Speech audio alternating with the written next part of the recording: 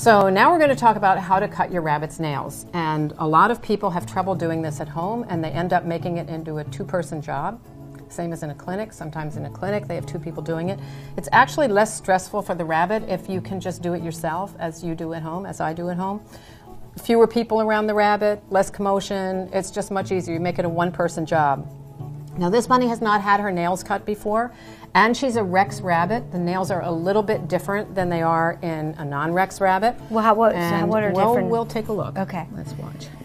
Their nails tend to be a little bit curlier in Rexes, in my experience. Okay. And the vessel may be a little bit, these are pretty easy to see. This rabbit has both dark nails and light nails, and it doesn't make any difference what color the nails are when you use this technique, because what you're going to do with this technique is you're going to use the rabbit's own feedback to let you know when you're too close to the blood vessel. Instead of depending on your eyesight to see where the blood vessel is, which you may or may not be able to do, you're going to squeeze on the nail a little bit. First of all, you need scissors, like little clippers like this, yep. right? What are they? Are these for cats or something? These, I think they're considered bird nail clippers, but I've seen them called kitty clippers too. Sometimes they have a long spike down one of the handles. I don't like that. But I put the rabbit on a towel. I want her on a towel because I want her to feel good traction, which she probably feels from these little rugs too. And then I press her against myself, and restraint is probably the most important part of doing a nail cutting. If a rabbit is carefully and gently restrained and not over-restrained, you'll get much better results. And I think you've seen this at home with Dusty too. Amy's rabbit hates to be restrained. She just really doesn't like it. So the less restraint you can use, the better off you are. So what I do is I put the bunny against my body, and I use this part of my arm, my rolled up sleeve, to press against her hindquarters like this. And I pick up just one paw. And then I put the clippers around the paw, just the very tip. Don't try to go down too much. And I go press, press, clip. Now I'm going to put it around this nail. Press, press, clip.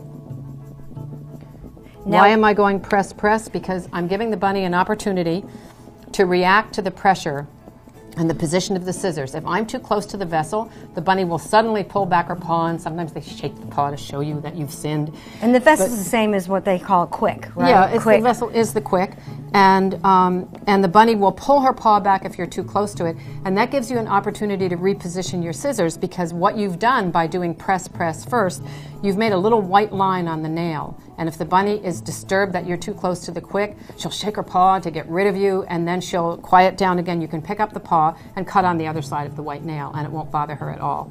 So we've done a couple of nails on that paw, and there are 4 pointing forward nails on the front, and then a dew claw, a 5th one, which is up on the side, the equivalent of our thumb. And that is always hard to see. So you just do your best, no matter what position. She's being so good, this bunny. Press, press, clip. Good. Great. Thank you very much. Look at you. That was great. That was that paw. The next paw, you're going to stand the bunny on her hind legs, supporting her chest and letting the paw hang down, like this.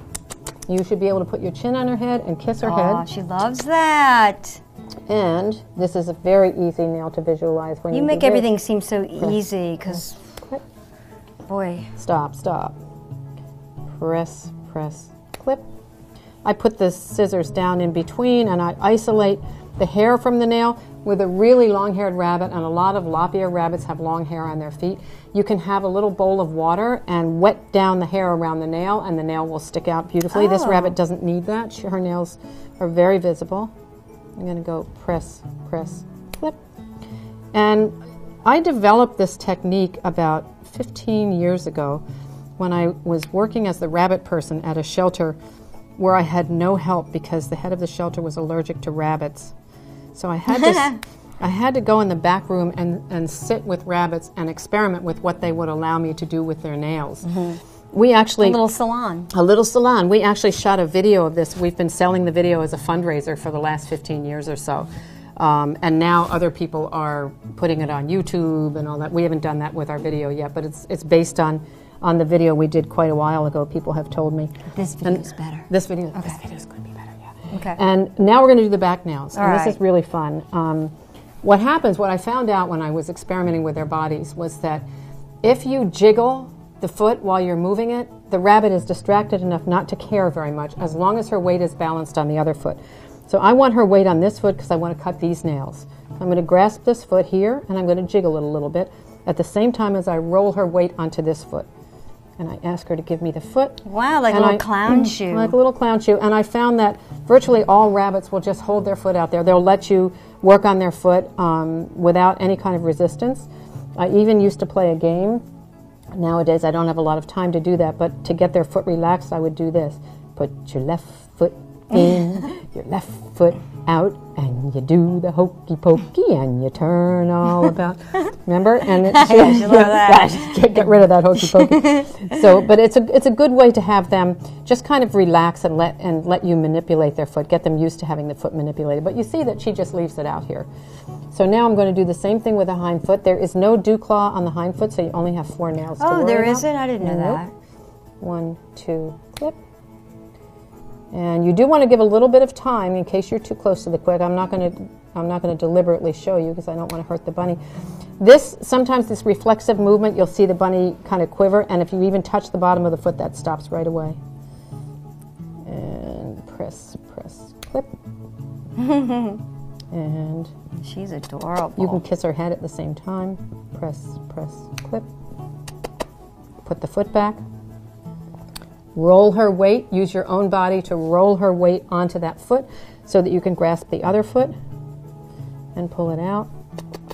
Kiss on your head. Press, clip. I save my rabbit's toenails. Forever and ever? I just, to have around. I might use it as a craft one day for something. Put it in a can and shake it, when you need help. Press, clip. See how it stops moving? Mm-hmm. Press this. I can't see this quick at all. See the white line I just left on it now? Press, clip. There you go.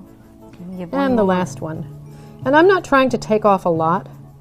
I'm just trying to take off the end because now that, you see she didn't pull back in advance, she pulled back as I clipped it. That happens every once in a while too. You get a piece of hair caught in there and it pulls as you go to clip the nail, but it doesn't bother the rabbit. They'll kind of pull back and then they'll let you touch their foot again right away. So you can tell the difference.